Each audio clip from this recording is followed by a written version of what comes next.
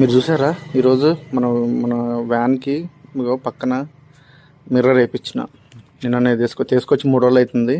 కానీ 3 రోజుల నుంచి అది ఎంత తిప్పలు పడ్డా ఆ బోల్ట్ రాలేదు.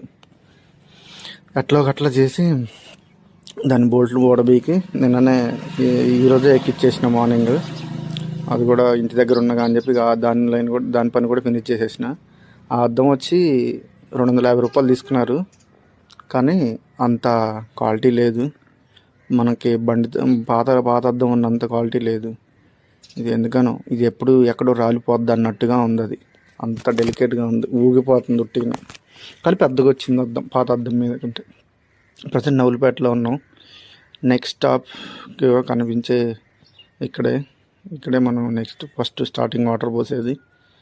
ఇక్కడ ఆపి పోసేయాలి వాటర్. First stop.